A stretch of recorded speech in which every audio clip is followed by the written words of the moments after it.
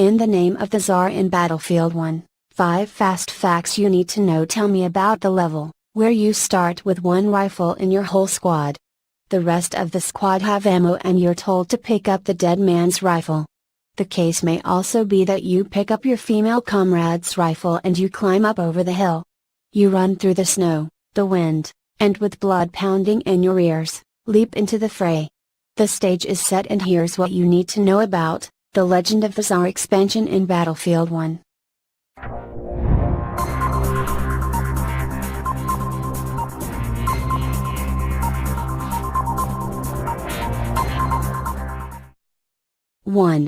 To start the round, half of spawn players are mowed down by machine gun fire.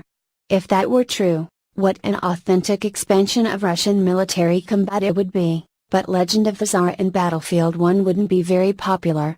Instead, it boasts a great blend of Battlefield 1 original content and something new you have to be excited about.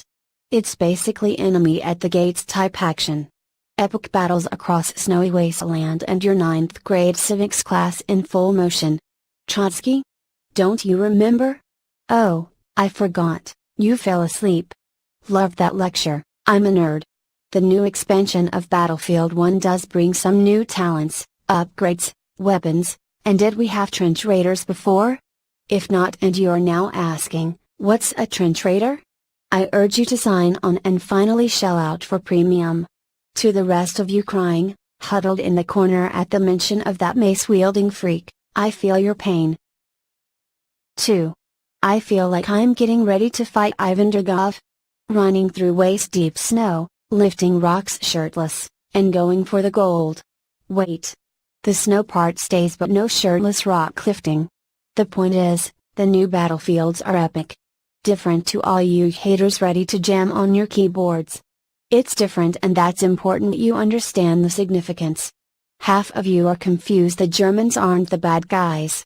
This isn't the mainland fight in Europe, where who knows why anyone is fighting. This means less hallways, bunkers and trenches. It's the wide open expanses, it's the fight of the masses, it's the fight for wheat, for oil. It's the fight for a country. Women are leading the charge, the new startup screen, and it's all hands on deck, in red versus white.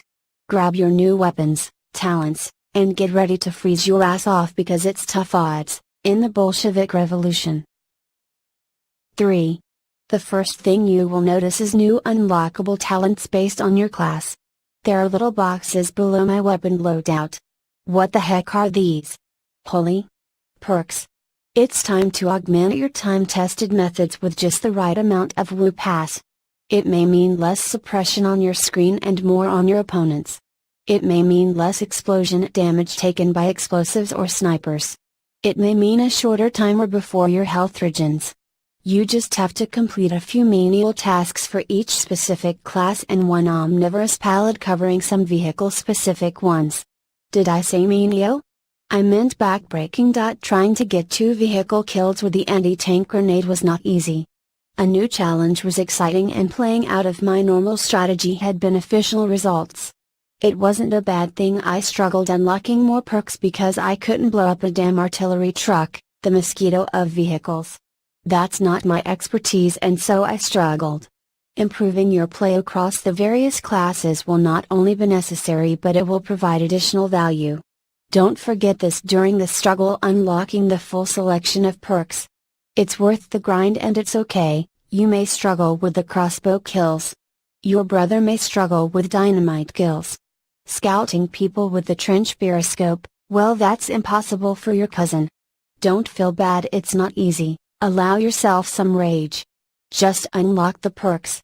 Then it's time to play the way you like to and do so with renewed vigor.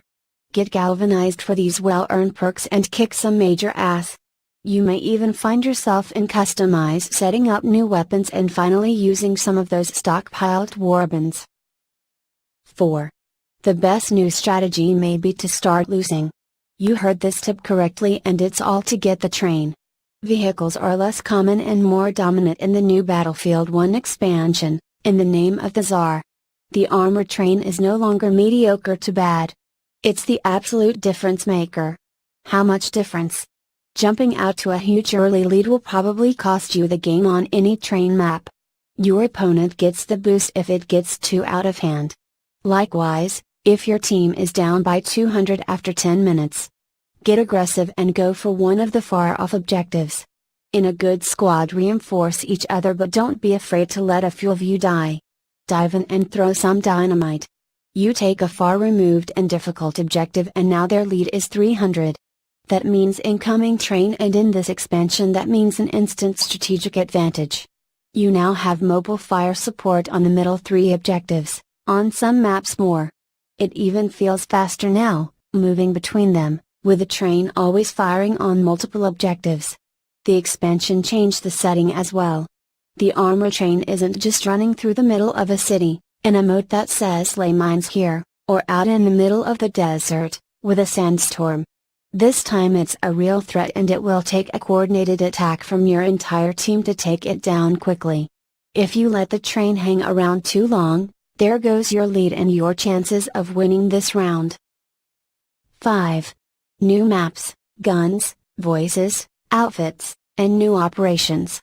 Part of the excitement of expansions is all the new stuff, seriously epic loot. It's usually a momentary rush of excitement because in your fervor you tear through the content. You want to try it all and catch them all. It's in our gaming nature, and it's refreshing when something substantial comes our way. This one hasn't run out, and this expansion packed a punch. New weapons and perks to empower your favorite playstyle. There are simply more things to grind out and accomplish. That isn't a bad thing when you paid good money, and with new content also on the horizon, it means Battlefield 1 is killing it. I promise you a premium account may be worth shelling out your hard-earned cash to the DLC Grim Reaper.